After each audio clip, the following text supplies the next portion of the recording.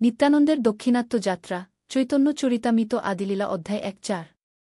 শুভ বৈষ্ণব প্রণাম। চিন্তন চ্যানেলের পক্ষ থেকে আপনাদের সকলকে জানাই হৃদয়ভরা প্রণাম ও শুভেচ্ছা। আজ আমরা আলোচনা করব শ্রীচৈতন্য চরিতামৃত গ্রন্থের আদিলীলার চতুর্দশ অধ্যায়, যেখানে বিবৃত হয়েছে শ্রীনিত্যানন্দ প্রভুর দক্ষিণাত্য যাত্রা।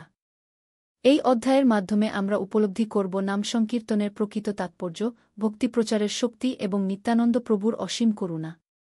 এই অধ্যায়ে কবিরাজ কৃষ্ণদাস গোস্বামী বর্ণনা করেছেন কিভাবে চৈতন্য মহাপ্রভু স্বয়ং নিত্যানন্দ প্রভুকে প্রেরণ করেন দক্ষিণ ভারত ভ্রমণে, যাতে তিনি কৃষ্ণনাম প্রচার করতে পারেন।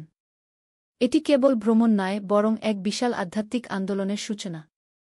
বন্দে শ্রীকৃষ্ণ চৈতন্য নিত্যানন্দও সহোদিত গৌড়োদয়ে পুষ্পবন্ত চিত্র শান্ত তমনুদৌঘে। এই শ্লোকে বলা হয়েছে, চৈতন্য ও নিত্যানন্দ হলেন সূর্য ও চন্দ্রের মতো যুগল আলোক, যারা গৌড়ভূমিতে উদিত হয়ে জগতের অজ্ঞানরূপ অন্ধকার দূর করেন। এখানেই বুঝতে পারি, এই দুই প্রভু কেবল অবতার নন, তারা হলেন প্রেমভক্তির আলোকদাতা। প্রভু বলে, তীর্থ দেখা করহ কৃষ্ণনাম, তাহার দেখা হইবে শেষবক্ষণ। চৈতন্য মহাপ্রভু নিত্যানন্দকে আদেশ দেন তীর্থ দর্শন করতে, তবে আসল কাজ হবে কৃষ্ণনাম প্রচার করা। যেখানে নাম আছে সেখানেই তার সঙ্গে সাক্ষাৎ ঘটবে।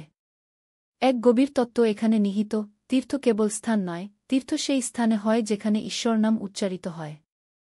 নিত্যানন্দের যাত্রা শুরু। শ্লোক। সভা লইয়া যায় প্রভু নিত্যানন্দ রায়, যথাতথা তাহার লীলা শুন মন দিয়া। শ্লোক ১-১-৬। ব্যাখ্যা। নিত্যানন্দ প্রভু ভক্তদের সঙ্গে নিয়ে যাত্রা শুরু করেন। কবিরাজ আমাদের আহ্বান জানান মনোযোগ দিয়ে তার লীলা শ্রবণ করতে। কারণ এই লীলা শুধু ইতিহাস নয়, তা হৃদয়জয়ী সত্য। এই শ্লোক এক প্রকার শ্রবণ সাধনার আহ্বান। দক্ষিণাত্য তীর্থযাত্রা। শ্লোক। শ্রীশৈল পর্বতে যায় লইয়া ভক্তগণ, মল্লিকার্জুন দেখে করে কৃষ্ণস্মরণ। কি শ্লোক ১-২-০। ব্যাখ্যা। শ্রীশৈল পর্বতের মল্লিকার্জুন মহাদেব দর্শন করে নিত্যানন্দ প্রভু শ্রীকৃষ্ণ স্মরণ করেন। বোঝা যায়, গৌড়ীয় বৈষ্ণবতত্ত্ব অন্য দেবতাকে অসম্মান না করে তাদের মধ্য দিয়েই ভগবান শ্রীকৃষ্ণকে স্মরণ করে। দর্শনের অন্তর্নিহিত তত্ত্ব। তীর্থযাত্রা হল আত্মার পবিত্র যাত্রা। নাম সংকীর্তনই হল তীর্থের প্রাণ। ঈশ্বরের দর্শন হয় ভক্তির চোখে, দর্শনের চোখে নয়। নিত্যানন্দ প্রভুর ভ্রমণকালে তিনি শত শত মানুষকে কৃষ্ণনাম গ্রহণে উদ্বুদ্ধ করেন, এমনকি অনেক ম্লেচ্ছ ও পতিত তার অনুগ্রহে নাম গ্রহণ করেন। এটাই হল নিত্যানন্দতত্ত্ব, সীমাহীন করুণা। আপনাদের যদি এই ভিডিও ভালো লাগে তাহলে অনুগ্রহ করে লাইক, কমেন্ট ও সাবস্ক্রাইব করুন আমাদের চ্যানেল চিন্তন গু।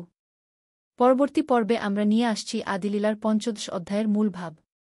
পরম করুণাময় শ্রীগুরু নিত্যানন্দের কৃপা সবার উপর বর্ষিত হোক। জয় শ্রীগুর, জয় শ্রী নিত্যানন্দ।